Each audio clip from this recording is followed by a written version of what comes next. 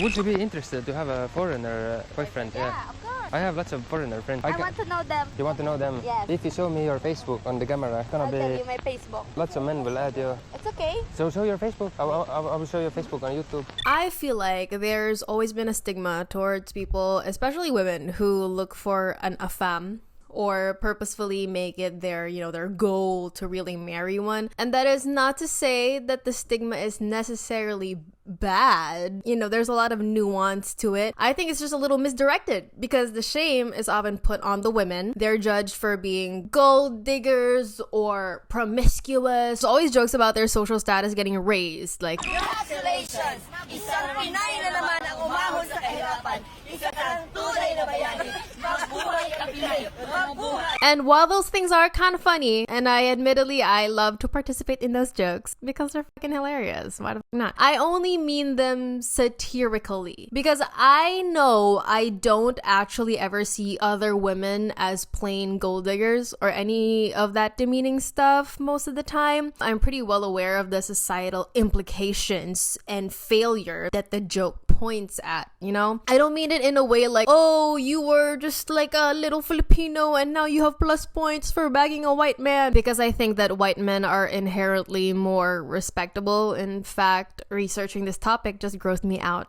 even more. Like, I found some weird stuff online. There was like such strange corners of the internet that are so predatory and weird. How old are you?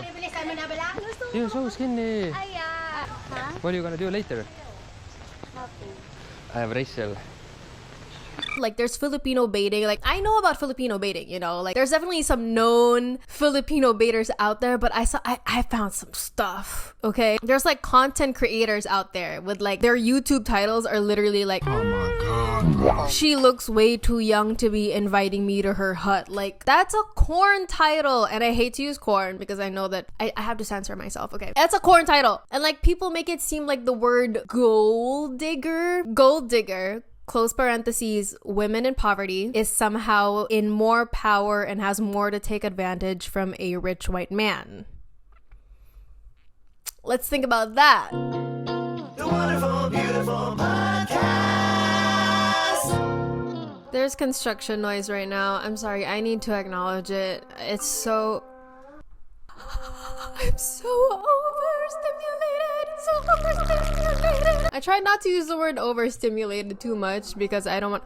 Can you hear this? It's like my whole damn condo is vibrating right now. I know it's not even that bad if you're hearing it because there's a mic, but the whole table is vibrating. My whole being is vibrating. Also, my eye is twitching. I don't know why that's happening. If you have some kind of tips for PTSD, that would be great. But you know what? Let's just face it.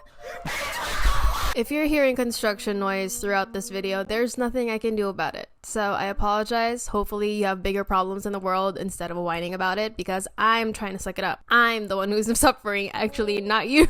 Whenever I do make those jokes, my line of thinking is actually like, hey, they colonized us, so I truly hope that you're genuinely benefiting from this person. And by benefiting, I mean like I hope this person is like making you happy, not just monetarily, okay, but also like being treated right in general, overall. And speaking of being treated right, one of the things that have been treating me so good recently are these pimple patches from Posh Skin, which is today's sponsor. I honestly think these patches are one of the best ones in the market right now. Not only are they really fun and cute and just bring me joy whenever I put them on, they're also so gentle on the skin. A lot of pimple patches kind of leave you with like this embossed mark on your skin. They don't do that. They don't leave any of those like harsh marks. It has like a little bit of tea tree oil and some other like more hydrating and gentle ingredients. So it helps not just with like the breakout itself, but the surrounding redness around it too. Like literally when you wear it, for example, like this is the zit.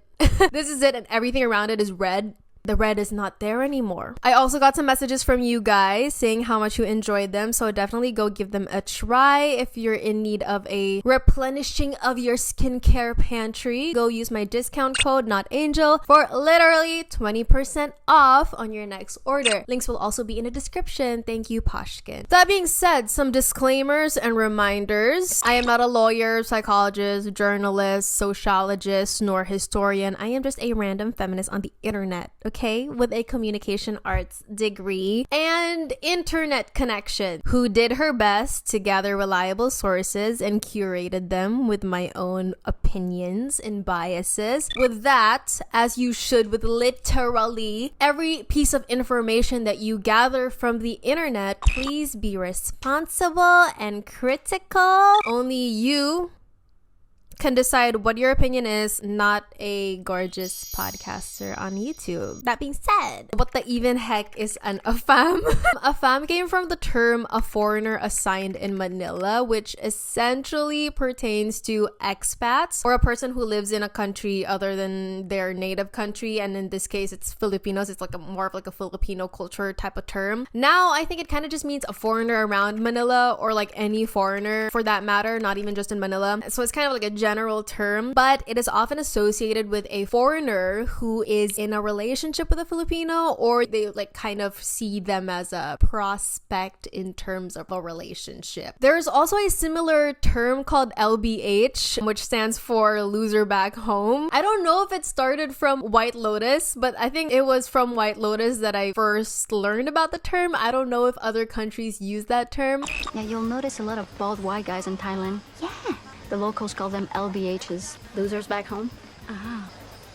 But it's just like a wider word used in different parts of the world, I think. Obviously, it is a more purposefully offensive term to describe foreigners who are losers in their home countries. So they seek more solace, more comfort, possible love prospects in developing countries because their white privilege will likely benefit them more there. That is my own definition. And upon researching this topic, I did find that there were like a few expats / AFAMs / LBHs who are offended by the term. It's not very questionable for them to be offended by LBH, but you know, in all honesty, I am quite nervous to even be tackling this topic because I'm no historian and I only researched to the depth that one could to produce content. So obviously this is a really wide topic to discuss. There's so many ways to look at it and so much history behind it, but I think it's such an interesting subject and I wanted to kind of see how it affects us today, as well as like history and like ways it manifests from a more feminist lens, and obviously within the lens of someone who lives in the Philippines and grew up in Filipino culture and all that stuff. So I saw this Reddit post that said, quote unquote, loser back home, not the insult they think it is, from a Reddit thread called Philippines_expats. I've noticed that some Filipinos on Reddit and those with left-wing beliefs have a negative opinion of people like us. They call us things like loser back home and assume we're only here for sex tourism. But what they don't realize is that being called a loser back home isn't the insult they think it is. It actually suggests that they believe we were losers in our home country,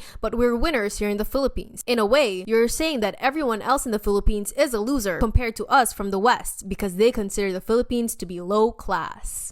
Okay. The question that I would like to throw back is, why do you think Filipinos have that inferiority complex though? Like personally, I don't really have much of an opinion when someone I know starts dating a foreigner. I think for the most part, it's usually fine. Like it's usually harmless. I know that some people, especially women, have the notion that men who aren't Filipino might be more progressive and therefore less misogynistic. So they were probably raised in more like progressive countries and they're less likely to be assholes, perhaps. But other than these scenarios, when I see how society today interacts with it and the colonial mentality starts to really show up in terms of personal relationships, I find it to be worth discussing. Sometimes, and not all the time, I also can't help but have a level of concern, especially when there's like a big financial gap or age gap within a relationship. We can't deny that there is a power dynamic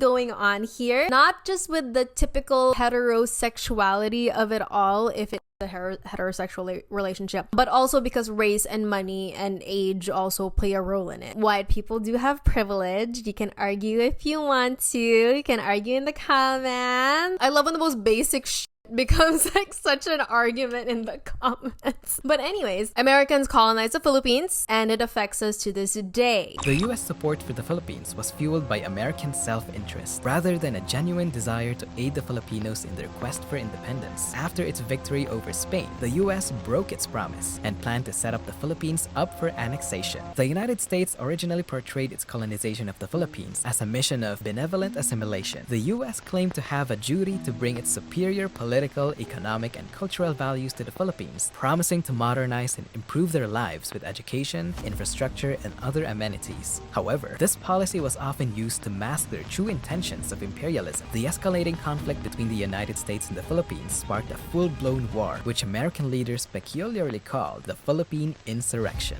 They established concentration camps and employed scorched earth tactics, such as the burning of villages and fields, which resulted in the displacement of millions of Filipinos and caused widespread suffering and starvation among the local population. The widespread corruption was supported by imperialism, especially when the Marcoses were in power. Our country was stripped off of resources, all that cute, traumatizing stuff. And yes, we can argue that while it's the Spaniards and the Americans and the Japanese who did it, not me. I come from a different country. I'm white, but I'm from a different country. And that's true! But at the end of the day, you still reap the benefits of colonialism thanks to these occupiers. Our culture, Filipino culture, especially religions and spiritual beliefs, were demonized and almost erased in exchange for patriarchal ideologies. Like, we weren't always Christians and Catholics. We had our own set of beliefs that honored the environment, honored women most of all. And although in certain societies there were also male priests or shamans, overall, throughout the archipelago, women were in charge of these important aspects of our ancestors' spirituality and society. Their sacred position emanates primarily from the belief that they could commune with the spirits of the dead and of Mother Nature. We were literally a matriarchy. I think I've mentioned this in the past quite a lot before. And like, trans women would literally take up political power during pre-colonial times. There is significant evidence to indicate that some babaylans were actually transgenders. They embraced and embodied indigenous femininity amongst the babaylans. It shows us an important matriarchal role in the pre-colonial society that existed for several centuries. People with feminine gender expressions were held with high esteem. They were considered women by the community and had the power to serve as babaylans. They were empowered and respected at the pinnacle of our pre-colonial societies. And I just feel like the Philippines has been thrown so off balance. A lot of it is because of imperialism. I think the Philippines has PICOs. The Philippines has PICOs. The country itself, yeah, it has polycystic ovarian syndrome, and Metro Manila has endometriosis. This is why I love Avatar: The Last Airbender. Sorry if this is like really off topic, but just watch it, okay? You're gonna see how it's so representative of how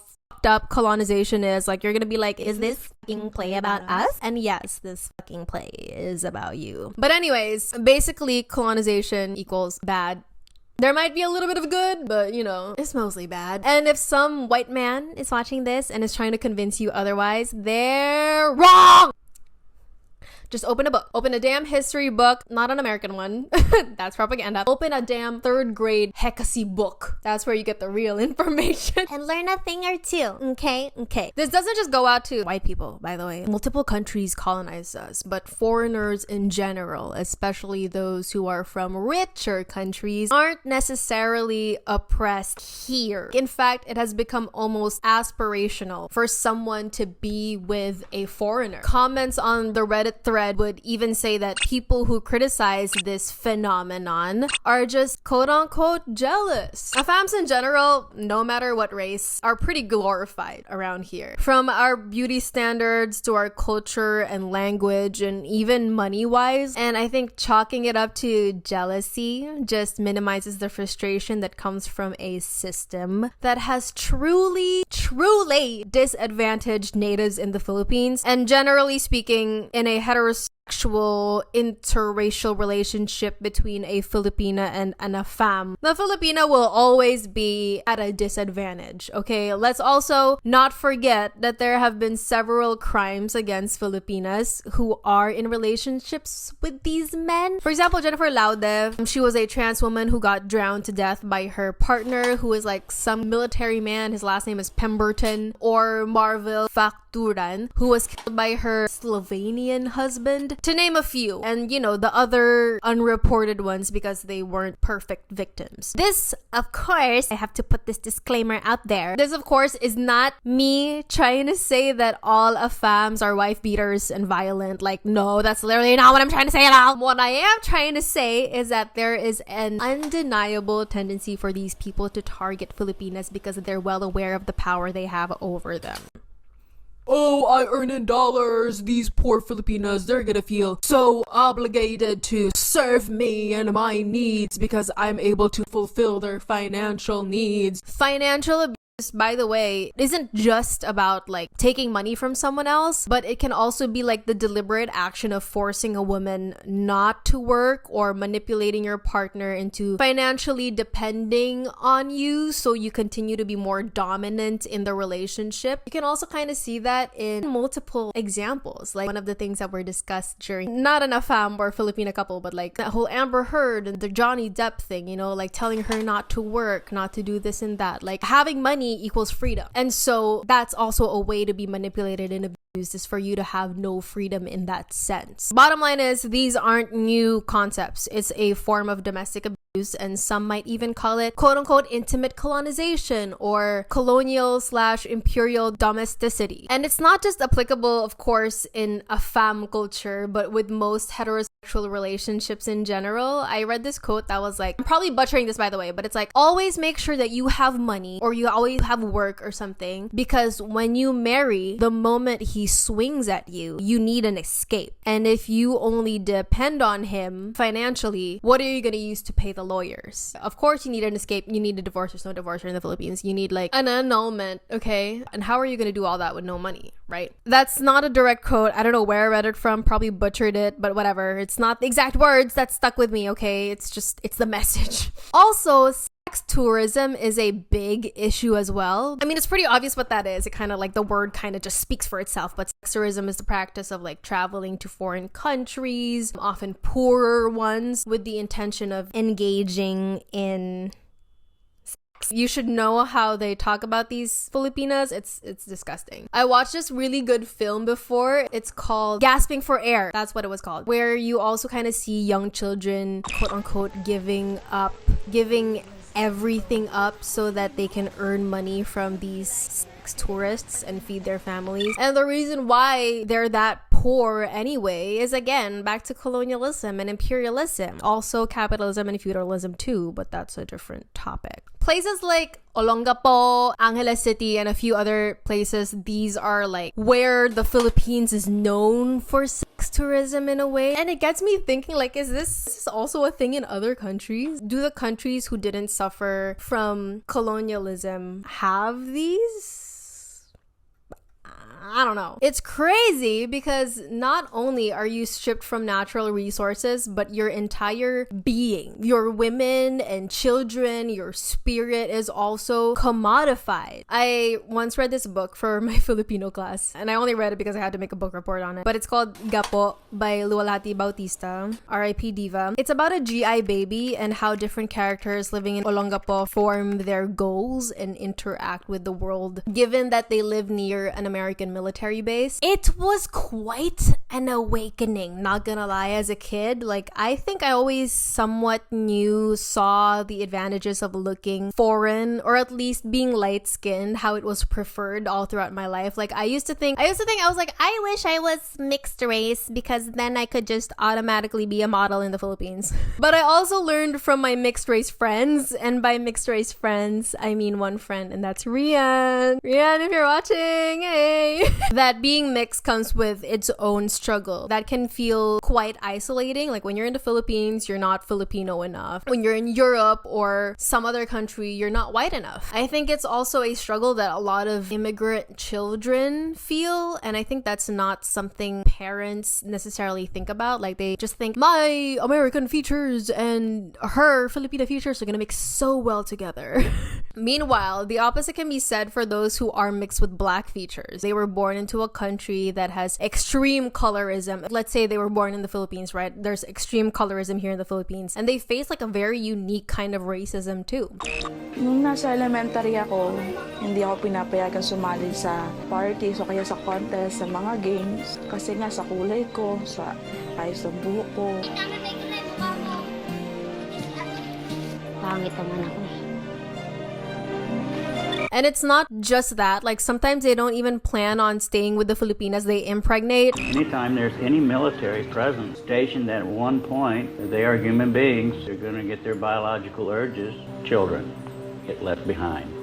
That's just a fact of life. Like there's a bunch of children left behind. This is why I can't get behind the whole, oh, they're just trying to take advantage of these men. Like AFAMs will always have the opportunity to leave a struggling country while the children and mother who might not be as well off or have a passport or even have a visa or even an ID, even a government issued ID at this point. Again, it's not to say that every single person dating a white man is miserable and wants to just have pretty children or they're in abusive relationships. That's not what I'm saying. I'm not saying it's impossible for them to be in happy, healthy relationships. That's like literally not the case at all. But for some people, that is the case. And if from the very beginning, you can tell you were already seen as such, like as a commodity, as an object, there's very real dangers to it. And I think it's our power, like knowledge, our knowledge is power.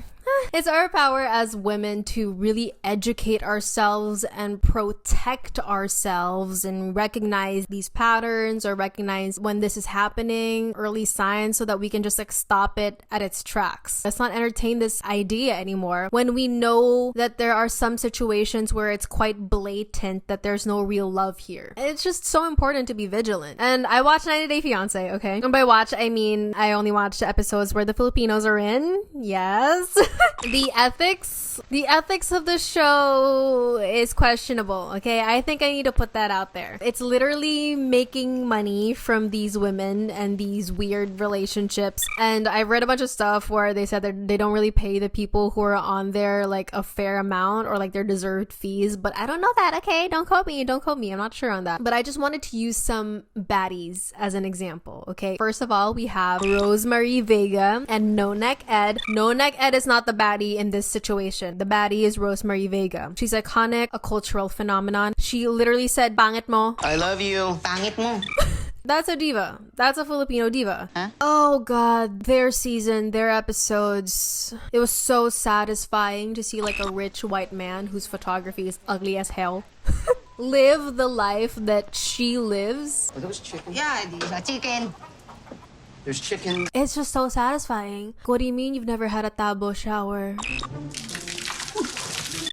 The reason for their breakup was because Rose was very clear about wanting kids and Ed lied about his intentions because he doesn't want to have any kids, which is fine, but he didn't tell her about it. He went all the way to her country without telling her about it and actually already got a vasectomy before going there. Before I came to see you in the Philippines, I had scheduled 2 appointments to have an operation. It's called a vasectomy. It's a snip.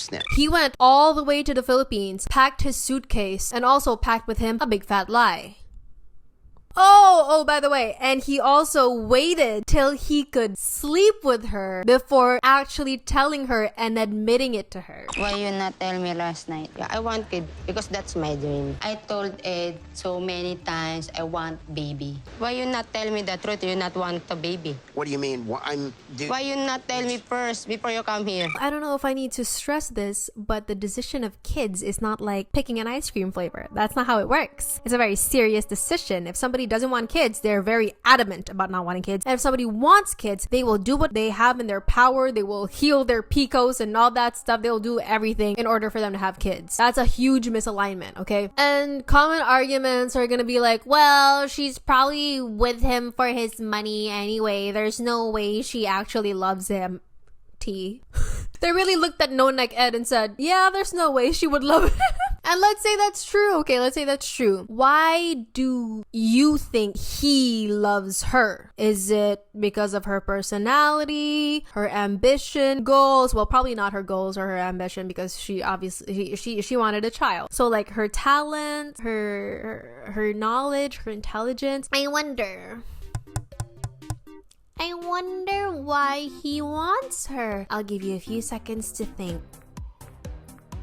If you answered sex, you're correct! Ding, ding, ding, ding, ding, ding. Good job! Good job, congratulations. He literally bought her lingerie. Big surprise. Rose and I have only made love once, but all in all, I think Rose and I have good chemistry. I think now is the time to give her lingerie. You want to try that on now? If you also answered for her physical body, if you think he loves her because she's his equal, you're wrong. Obviously, that's not the case. He even also wanted to pay her for a video call. Video call. Do you know what that means? We know what kind of video call he's talking about. Nalok pa nga ako video call niyan eh. Sabi niya sa akin, bakit lagi ka malungkot? Bakit lagi ka problema? Sabi ko, namin problema rito. Bigla sinabi niya sa akin, open your video, maghubad ka, bibidyoan kita, babayaran kita ng pera. Sabi niya sa akin, para matulungan kita, babayaran kita ng pera pag bihubad ka. They have nothing in common, obviously, other than the fact that they can benefit from each other in one way or another. And initially, I think that's fine. That's a suitable arrangement for people. You're both consenting adults. But I hate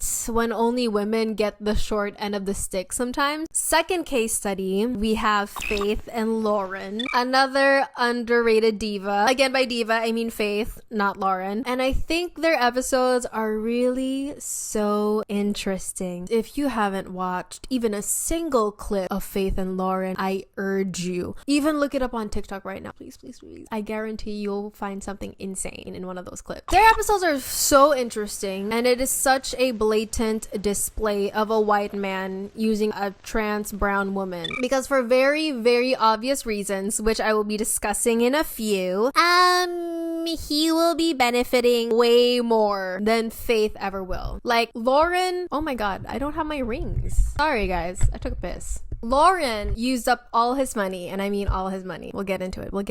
Went all the way to the Philippines with the intention of marrying Faith, which she isn't aware of, by the way. I mean, I know that they want to get married or something, but like in her head, she's still like wanting to get to know him, you know, it's a get to know him type of thing. And marriage is something that he can't do because Faith is a trans woman and gay marriage is illegal in the Philippines. Under our laws, a marriage is between a man and a woman. So you in turn cannot get like spousal visa here or get a job here by virtue of your marriage to her. Right. Kind of out of her hands. Okay. Whole different topic. But anyways, let's examine the relationship. Let's push to the side that he literally cheated on her and got an STD from it. So we can't kiss. Why can't you kiss? Well, I have gonorrhea. Gonorrhea? It's a sexually transmitted disease. Yeah, that happened. He is also homeless. Bring Faith in the States and you're gonna work there. But the issue is how? Because in America, I'm homeless. Huh? I don't make enough money to afford to live anywhere. Oh. So the gold digger narrative is obviously obliterated at this point. To quote Jess Day in New Girl, where she literally screams at Nick saying, I would be the worst gold digger ever if I was a gold digger. If I were a gold digger, do you think I'd be interested in you? I would be the worst gold digger in the world. He wanted to build a home here in the Philippines because he thinks it's just way cheaper here and he can totally afford it more. He literally wants to be in this country because he wants to be richer and more powerful and more privileged than the rest of the population. I feel like that's a pretty common thing that people do when they go to a country that's like a little bit less rich. I think that's somewhat of a common thing that people from richer countries do. They want to go to a poorer country because they think they'll be like a million times richer there, which is true. It's correct, but you know, that's colonization. That's kind of colonization, I think. How will he be able to do that? How is he supposed to escape his homelessness situation in the US? Oh, by marrying someone. It's just plus points that he thinks that he's like in love with this other woman. And now you're probably thinking, well, Angel, like if that's really what he wants, why would he still stay with her knowing that they can't like actually get married? I'm so glad you asked. Because their relationship ends when he found out that is absolutely illegal and there's no way that they can marry in the Philippines unless he takes her to the States. And he got so upset by it, he started throwing this mantrum. What the fuck? I ate with that. Sabrina Carpenter, please make that a song. Mantrum, period. He started smashing a soda can on his head and stabbing his hand like with a butter knife in front of her.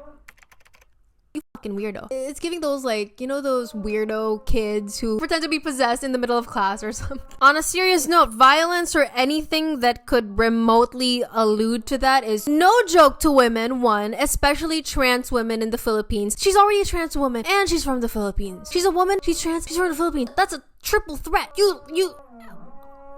Oh! This was eventually Fate's last straw. She like feared for her life. If we are a couple, you didn't do this one. Why not? It's not sharp. Is this a normal way to do? Yes. I think it's not. I'm scared what you do. You're scared of what I do. Yeah. Actually, a first boyfriend talking with me like this. Is it normal for you? Yes. Can we move this one? And I am not comfortable. Sorry, and we're done. Yeah. She left, and good for her, deserved. That's diva behavior. And by the way, like this one time, Rosemary and Fate went live on TikTok. I saw their live on my TikTok For You page, and then I was like, love you, queens. Like I commented, I love you, queens. Fate literally went, love you too, not Angel. And I was like, oh my god, love it. Not me getting noticed out here. Are you guys jealous? You're jealous. I'm sexy, you're not. Very jealous. You are just like a rat. I literally referenced that video once in one of my, I think it was also a We Need to Talk About video. I think it was about the toxic masculinity in the Philippines. And then I referenced her, I flashed her photo into the screen. And then you guys were like, who is that woman? Like, what's the tea? What's up with her? What's wrong with her? And I was like, nothing. She's just funny. Man, I'm like, it's just a joke. Come on, guys. I hope Jillian edits this like side by side so that I don't look like an idiot, because if you don't know what I'm referencing, I'll just look stupid. But she literally goes, you're jealous. I'm sexy. You're not. Very jealous. You are just like a rat running around looking for food. You're jealous. But anyways, what the hell was I talking about? Now, I think we can argue that they should have left earlier or shouldn't have gotten in that situation in the first place, but that is not the case. Okay, let's not victim blame. The important thing is they got out of those shitty situations. And also, it's important to note that they find themselves with these crusty ass white men, or like these crusty ass LBHs. I feel like AFAM can be like an umbrella term for everyone. Like they're not necessarily LBHs. Maybe I'll try not to stigmatize them in that way. But like if you're an actual LBH, say for example, these 90-day fiancé men, I will call you an LBH. As I was saying, they find themselves with these crusty ass LBHs because their environment isn't necessarily against it, you know? People will literally congratulate you for that type of thing. So what I'm saying here is there shouldn't be extreme shame to dating whoever you want to date. That's your own accord. That's your pookie, girl. And I support you 100%. As long as we as women, and even like men, even like the little twinks out there, love you guys. As long as you guys know the repercussions, the history, the implications, and of course, it would be really great if the AFAMs themselves know them as well. It would be great if they can acknowledge their privilege and know a thing or two about like the country's history, you know, not just the flowery halo-halo and like Boracay beaches and the Manny Pacquiao parts of your culture. I'm saying that because I want to clarify that I'm not trying to put the responsibility all on the women and all on the Filipinos. That's not what I'm saying. It's just that obviously my audience is you guys. And I'm also not trying to victim blame anyone. Ideally, it's people who are more powerful, you know, have more privilege that can see this, but that's not the case all the time. I'm not trying to rid men or these AFAMs of any responsibility at all. Y'all know me. That's not how I roll. That's not how I roll. Bitch, shut the fuck up. just hate to see people somewhat glorify and romanticize marrying an AFAM or like marrying a white man as if it doesn't pose any real dangers sometimes, because it truly does. And sometimes they make it their goal. It's like their hardcore goal to the point that they will look past some really toxic red flags. Basically, just protect yourselves. Like, damn. Anyways, I'm speaking like really mostly on people with like big financial gaps and stuff. There needs to be an ability to really establish your own power and to assert your boundaries so you don't get taken advantage of. Again, there is always a lot of nuance to this, okay? Having access to go abroad or build a life that's supported by the person you love, that's amazing. Period. Happy for you. And you know, even if they're not working, however two adults choose to live their lives is no one's business, of course, because what works for them will work for them, you know? But at the same time, I also don't want to glorify this, because sometimes this also reflects underlying issues that tell us how we as a society function within a system that has undergone corruption because of imperialism and the patriarchy. And more often than not, these Filipinas or Filipinos, they're not leeching. They just really need one opportunity to get them through the door, and there's nothing wrong with taking that chance. I think, I don't know, you guys can debate. Like, they take a chance to finally work when for the longest time the system and the economy has been disadvantageous their whole lives. The country that they live in doesn't really pay well, because underneath all of this is a system, and sometimes it's a very failed system and society that didn't give them humane wages nor opportunities. What I would argue is this whole romanticization of, like, is that the right word? Romanticization of AFAMs and moving up in life by means of romantic relationships with someone who is more financially stable or living in a country that supports them, and you know, basically just the glorifying or the goalifying even of finding someone who can help them get opportunities and also fall in love at the same time. You know, like, those things wouldn't exist if it weren't for poverty and colonialism. That's not gonna be our goal. I don't think white women dream about finding a Filipino. Like, it wouldn't be this normalized if it wasn't for a very flawed system. Like, yes, some women are very happy this way. Some people in relationships, they're very, very happy with the love they found and all of that stuff. And that's great. That's amazing. But some aren't. And it's not really a valid argument to me to say, like, in my case, I'm very comfortable and my relationship is like super healthy. I have a great family life and blah, blah, blah. Like, congratulations. I'm genuinely happy for you. Congratulations. You know, that's really great. Good for you. But that's also kind of screaming, well, fuck you to everyone who isn't in a healthy situation. We can be happy, but also acknowledge that other people struggle, and there's been a history of struggle. And again, this is just my opinion. Feel free to debate in the comments. Go ahead. I'll get paid either way. Yeah, that's all I have to say for today's video. Thank you guys so much for watching. Please subscribe to my channel if you would like to, if you want to support Filipino women. If not, you're an imperialist and a misogynist and homophobic. Hey. Thank you guys so much for watching. I don't know how to do outros.